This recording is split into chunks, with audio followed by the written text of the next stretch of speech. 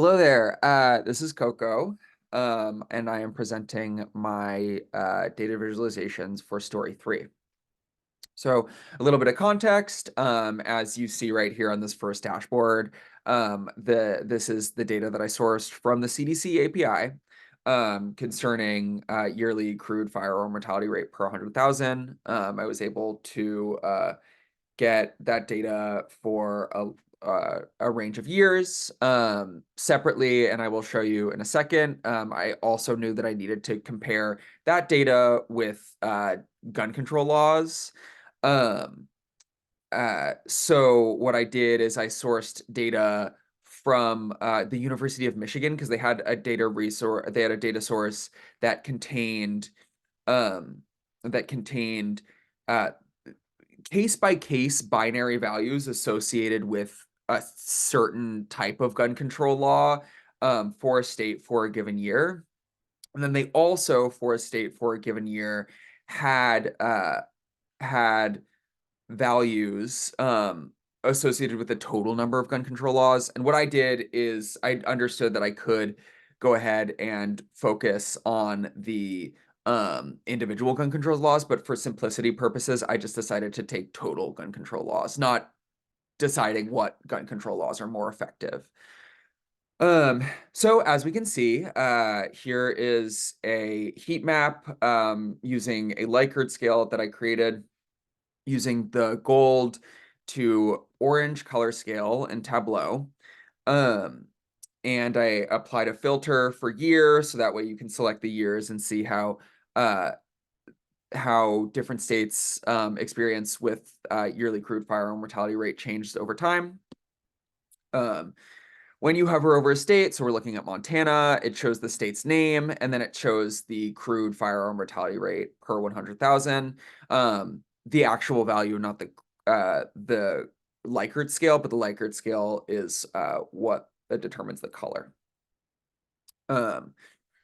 So as we look, 1999, one thing that I would highlight is we're looking at the state of Massachusetts. It seems like Massachusetts has a very low crude firearm mortality rate per 100,000. Then if we look at like Louisiana, it seems like they're generally on the higher end of this scale. Moving to the laws dashboard.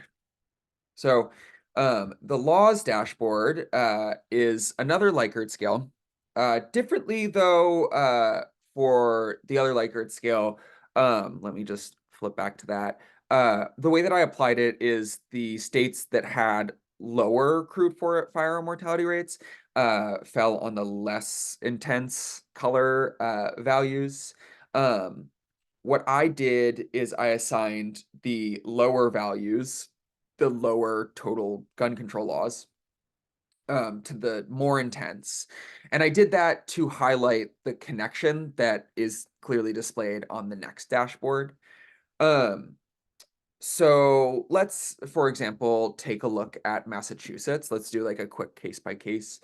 We can see that for Massachusetts, they in the year 1999 they had a total number of 101 gun control laws, right?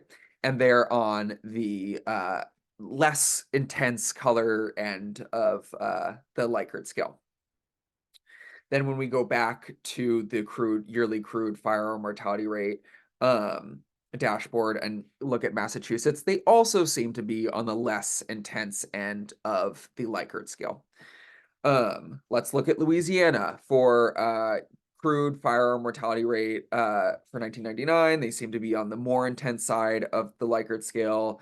When we look at the law dashboard, they seem to be on the more intense side of the Likert scale. So that color connection seems to be present, but this is just a case by case like observational thing. Yes, these are things that we notice, and we can go ahead and filter per year. So I'm going to go to 2008, look back at Louisiana. It seems like their gun control laws actually they repealed one, or they may have repealed. They have less gun control laws at this point. That is what I will say. Then when I look at the mortality dashboard and select 2008, Louisiana seems to be on the higher end as well. Again, these are just case-by-case observations. And what I do want to point out is on the next dashboard slide. So I know that the point of this assignment was to use a Likert scale to display heat map data uh, pertaining to law strictness um, and firearm mortality rate. And I did that on the 2 slides, but I wanted to use this scatter plot to showcase the relationship. So I plotted the crude firearm mortality rate per 100,000 on the y-axis, and the number of gun control laws on the x-axis, using the number of gun control laws as the explanatory variable and the mortality rate per 100,000 residents as the dependent variable. So as we can see, as generally as the laws increase, this is for the year 1999, and I can show you for years after that, the trend seems to stay the same. That generally, as the number of laws increase, the number of uh, the crude firearm mortality rate per 100,000 also tends to decrease. We can look at the line, and we can see that there generally seems to be a negative coefficient of a negative slope of it's negative 0.115868. This is for the year 1999, but we see that generally, as gun control laws increase, the number of gun control laws increase, the number of um, the rate, the firearm mortality rate, also tends to decrease. We're also presented with an R squared. The R squared is not super desirable, but the p-value is rather significant, so I think that that is something to take into consideration. Let's look at 2008 again. That was the year that I had selected prior. And we also recognize that this relationship is present. We have a higher R squared value, a little bit of lower negative coefficient, but that trend still seems to exist. And just for good measure, let's look at the most recent data. A more significant R squared value. It seems like if we take those 3-year values, it seems like the R squared value is increasing. So this relationship,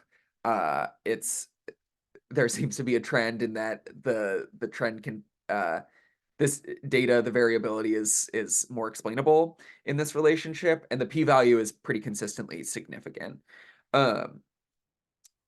So with that, I would say generally that we could state, based on this analysis, that the number of gun control laws positively impacts the crude firearm mortality rate per 100,000 residents, in that if there are more gun control laws in a state, it seems that the crude firearm mortality rate goes down.